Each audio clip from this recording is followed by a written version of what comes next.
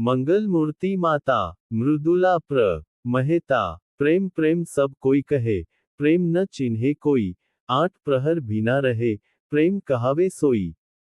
પુ ભાઈના દેહાંતના સમાચાર સાંભળી ઘડીભર આંચકો અનુભવો પણ પછી શાંત સ્વસ્થ મૃત્યુના સદભાગી ભાઈની વાત્સલ્ય ભીની મધુર સ્મૃતિમાં મન પરોવાઈ ગયું. કેવું નિરાળું હતું એ વ્યક્તિત્વ! છેક 1955માં એક અજાણી છોકરી છતાં જે સહજ સહાનુભૂતિ ભર્યો સ્નેહ ભાઈની વાણીમાં પામી હતી તે જ સ્નેહસ્રોત અસ્ખલિતપણે મૃત્યુ પર્યંત સૌ માટે વહેતો અનુભવ્યો હતો. ગંગાના નીર તો વધે ઘટે સરખો એ પ્રેમનો પ્રવાહ રે. આ કાવ્ય પંક્તિને મૂર્તિમંત કરતા ભાઈ લોકભારતી વિદ્યાર્થીગણની મંગલમૂર્તિ માતા સમા હતા. 1955ના ઓગસ્ટની એક ઢળતી સંધ્યાએ અમે લોકભારતીના પ્રાંગણમાં ઉતર્યા. એક વિદ્યાપીઠની મુલાકાતે અમે આવ્યા હતા. વિદ્યાપીઠ એટલે આલિશાન મકાનો, અદ્યતન સુવિધાઓ અને વિદ્વાન અધ્યાપકોથી સજ્જ એક વિદ્યાધામ. આ સિવાયની કલ્પના નાઇરોબી જેવા અદ્યતન શહેરમાંથી આવનારને આવવી અસંભવ હતી, પણ અહીં તો એક નાનકડા વિસ્તારમાં સાધારણ ચણતરના 4-5 ખોરડા અને દૂર એક ગૌશાળા. અહીંની ગામઠી રીતભાત પણ વિદેશી શહેરી માનસને અત્યંત અરુચિકર લાગી. એટલે અમારી હામ ભાંગી ગઈ. આને વિદ્યાપીઠ કેમ કહેવી? અમે આવ્યા હતા પુ. નાના ભાઈના નામ પર, પરંતુ અહીંના પહેલા પરિચય અમે અહીં ન રહેવાય તેવો નિર્ણય કરી નાખ્યો હતો. નાના ભાઈ બહારગામ હતા. કોઈકે કહ્યું કે મૂળશંકરભાઈ છે. તેમને મળો તો ખરા. નાઇરોબી મેં તેમના પુસ્તકો વાંચેલા, જુલે વર્નના ચંદ્રલોકમાં, પાતાળ પ્રવેશ, 80 દિવસમાં પૃથ્વી પ્રદક્ષિણા, વગેરે, એટલે થયું કે મળીએ. બાકી લોકભારતી વિશે તો સજજડ તાળું અને શૂન્ય માર્ક મુકાઈ ચૂક્યા હતા. ભાઈને મળવા ગયા. તેઓ એક નાની ઓરડીમાં બેઠા બેઠા કાંતતા હતા. તદ્દન કાચું ચણતર, ખરબચડી ધૂળી લાદી, નાની સરખી ગાદી પણ નહીં, આસન પર બેસી ભાઈ કાંતે. અમને યા આસન પર બેસાડ્યા. આ ઓફિસ. ટૂંકું બાંડિયું, ટૂંકી ધોતલી, મેલખાઉ રંગ. ગાંધીજીની, સાદાઈની, દેશની દરિદ્રતાની ઘણી વાતો વાંચેલી પરંતુ આંખો સતત જે જોવા ટેવાયેલી હોય તેનાથી, પૂરા પોશાક અને સજ્જ દુનિયાથી વિપરીત, અતિ જુદું અને અંધાર્યું જોતાં, પશ્ચિમથી વાગોળેલા વિચારે ક્યાં ડૂબી જાય.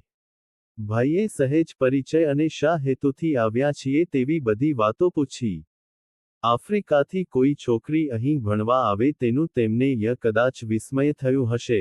એટલે હેતુમાં જ્યારે જાણ્યું કે ગાંધીજીના પુસ્તકો વાંચી ગામડામાં કામ કરવું તેવી ઈચ્છાથી આવું છું, ત્યારે તેમની ખાસિયત મુજબ તેઓ સહેજ મલકાયા હળવે રહીને કહે, જુઓ બહેન, ઘણા યુવાન, યુવતીઓ આવી ભાવનાથી આવે છે.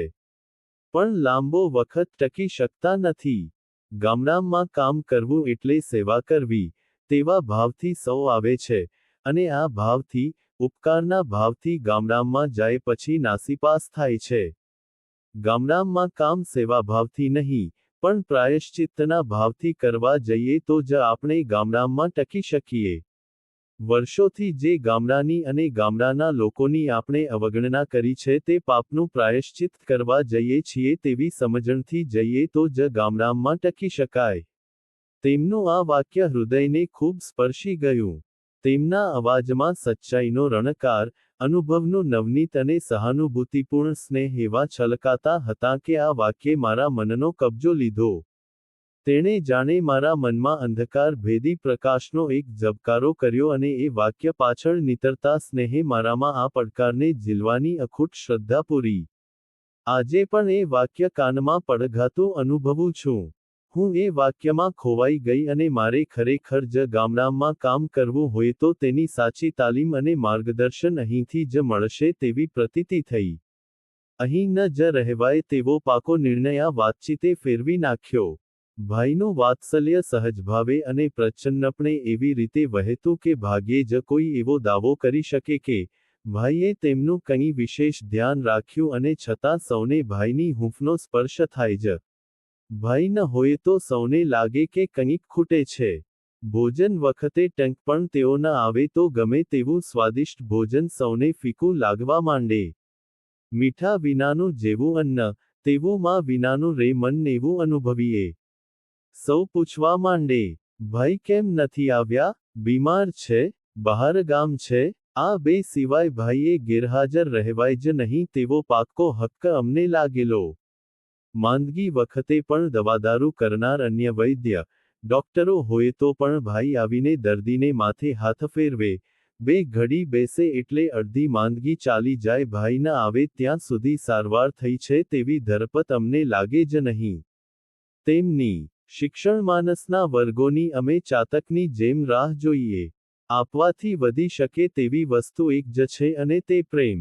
કોઈ પણ જટિલ પ્રશ્નનો ઉકેલ પ્રેમની ચાવીએ શોધજો. ઉકેલ અવશ્ય મળશે. પ્રેમ જમી જમીને વિદ્યાર્થીના હૃદયના કણેકણમાં વ્યાપે ત્યારે જ સાચી કેળવણી થશે.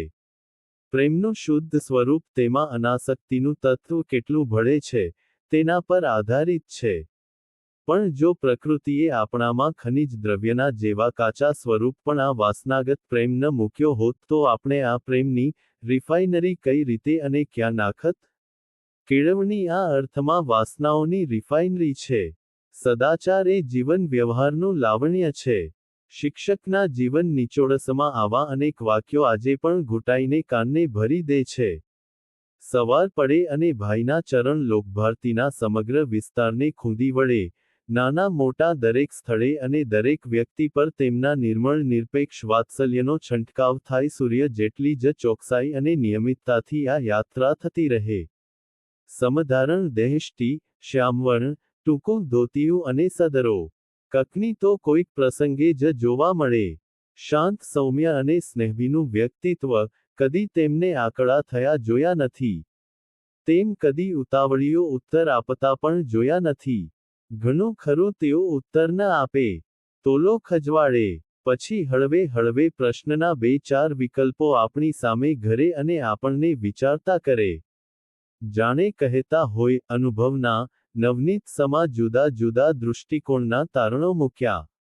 હવે તમે વિચારો, જૈનોના સ્યાદવાદને જાણે તેમણે પચાવ્યો હતો. દરેક પ્રશ્નને જુદા જુદા દૃષ્ટિકોણથી કેમ જોવાય તે ભાઈની વાતમાં અચૂક આવે. દરેક દૃષ્ટિકોણને સહાનુભૂતિપૂર્વક વિચારવાની અને સમજવાની તેમની વિશિષ્ટ પદ્ધતિ હતી. ટીકા કરવાથી, ઉતારી પાડવાથી કે કોઈ વાત અંગે આગ્રહ રાખવાથી તેઓ સદા અલિપ્ત રહેતા. જેટલું વાંચ્યું, વિચાર્યું હતું ને જોતા અનાગ્રહીપણું ભારે વિરલ હતું. નિર્ભિમાન કે પછી સત્ય એટલું જ ઊંડું અને ગહન છે કે તે પ્રાપ્ત થઈ ચૂક્યું છે તેવું માની લેવું તે હિંસા છે તેવી ગાંધીજીની શીખને જાણે તેમણે પચાવી હતી.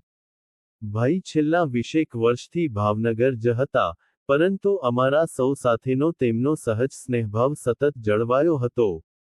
નાદુરસ્તીના કે મૂંઝવણના દરેક પ્રસંગે સૌ ભાઈની ગોદ ખોળે અને ત્યાંથી ઉચિત સલાહ તથા હૂંકનું બળ મેળવે. કોઈ સાજું માદું છે તેની જાણ થતાં ભાઈ ત્યાં અચૂક પહોંચે જ. વિશાળ પરિવારનું માતૃત્વ તે વગર તેમને જંપવા ન દે. મારી આ ગંભીર માંદગીમાં ભાઈએ પોતાની નાદુરસ્ત તબિયતે છેક અમદાવાદ સુધી આંટો ખાધો. ભાવનગર રહી ત્યારે 2-3 વાર આવી ગયા. કેન્સરનો પોતાનો અનુભવ વર્ણવી મને દાક્તરી દવાને છેવટ સુધી વળગી રહેવાની યોગ્ય સમજણ આપી. છેલ્લે મળી ત્યારે ભારપૂર્વક દાક્તરની દવા ન છોડવાની ખાતરી લીધી. આમ, લોકભારતીમાં પ્રથમ દિવસે જ સહજ નિરપેક્ષ સ્નેહભાવે વાત કરી હતી તે જ નિરપેક્ષ માતૃસહજ વાત્સલ્યની સરવાણી મેં છેવટ સુધી અનુભવી. લોકભારતીમાં પ્રારંભનો એક અવિસ્મરણીય પ્રસંગ મારા મન પર ગાઢ રીતે અંકિત થયો છે. માતાપિતા આફ્રિકા રહેતા તેથી વેકેશનમાં પણ હું ઘણીવાર લોકભારતીમાં જ રહેતી. વેકેશનમાં રહેનાર વિદ્યાર્થી તો કોણ હોય? બધા જ છાત્રાલયો ખાલી. બહેનોના છાત્રાલયમાં હું એકલી. બહેનોનું છાત્રાલય ત્યારે કાર્યકર નિવાસથી અલગ જેવું. મને તો બીવાની ટેવ ન હતી એટલે રાતે ત્યાં એકલી સૂતી, તેનું સ્મરણ જ નહીં. પણ ભાઈ સવારે છાત્રાલયે આવ્યા અને તેમના ઘર નજીકના છાત્રાલયની ઓરડીમાં વેકેશન પૂરતું રહેવાનું ફેરવી નાખવા કહ્યું. મેં કહ્યું, ખાસ કંઈ જરૂર નથી. ભાઈ, મને બીક નથી લાગતી. ભાઈ કહે, ખરે જ નથી લાગતી? મેં કહ્યું, જરાય નહીં. હસીને ભાઈ કહે, તારી હિંમત માટે ધન્યવાદ આપું, પણ ઓરડી ફેરવી નાખ તો સારું. હુકમ તો ન કર્યો પણ આગ્રહ પણ ન કર્યો. મને થયું, ડરતી હોઈશ તેમ ધારી કહ્યું હશે એટલે નહીં ફેરવું તો ચાલશે. સાંજે જમીને લટાર મારવા નીકળી, રસ્તામાં જ ભાઈનું ઘર આવે. હિંડોળે તેઓ ઝૂલતા હતા. કહે, બહેન, તેમ ઓરડી ન ફેરવી? મેં કહ્યું, જરૂર નથી ભાઈ, મને જરાય બીક લાગતી નથી. ભાઈ તેમની લાક્ષણિક રીતે હસીને કહે, તને તો બીક નથી લાગતી પણ મને લાગે છે. હું તો કંઈ સમજી નહીં, જોઈ રહી. પછી ધીરે ધીરે તોલો ખંજવાળતા કહે, રાતે એમ તો 2 વાર હું આંટો મારી ગયેલો. તું ઘસઘસાટ ઊંઘતી જ હતી, પણ તું ત્યાં એકલી સૂશે તો મને ઊંઘ નહીં આવે. મેં કહ્યું, ભાઈ, તમે 2 વાર આવી ગયાને મને ખબર જ ન પડી? ભાઈ કહે, ના, તને ક્યાંથી ખબર હોય? તું તો સ્વસ્થ ગાઢ નિદ્રામાં હતી. વળી હું આવ્યો ત્યારે એક વાર 12 વાગ્યા હતા અને બીજી વાર તો 2:30 થયા હશે. આખી રાત, જેઓ માત્ર મારે કારણે ઊંઘી શક્યા ન હતા, તેમણે ન હુકમ કર્યો, ન આગ્રહ કર્યો કે તપીને 2 શબ્દ પણ ન કહ્યા. મારી લજ્જાનો પાર ન રહ્યો. તે જ મિનિટે હું પાગરણ, પુસ્તકો અને ફાનસ, સામાન લઈ આવી અને તેમણે કહ્યું તે ઓરડીમાં મૂકી દીધો. મને અતિશય દુઃખ થયું. મેં કહ્યું, ભાઈ, અહીં ક્યાં જરાય બીક જેવું છે. વળી હું છાત્રાલયના આગલા બારણાને અને મારી ઓરડીને એમ ડબલ તાળા દઈને તો સૂતી હતી. તમે એટલી બધી ચિંતા ન કરી હોત. અધડી રાતે ત્યાં સુધી આંટો ખાવાની જરૂર જ ન હતી. તો પણ ભાઈ હસીને કહે, તારી વાત સાચી છે, પણ હું પથારીમાં સૂઈ શકું તો ને? આ શબ્દોએ મારા સમસ્ત અંતરને હલાવી મૂક્યું. પુરુષ હોવા છતાં કેવું સહજ અને ગાઢ માતૃત્વ હતું આ તેમનું. કોડિયુનના સૌજન્યથી સાભાર.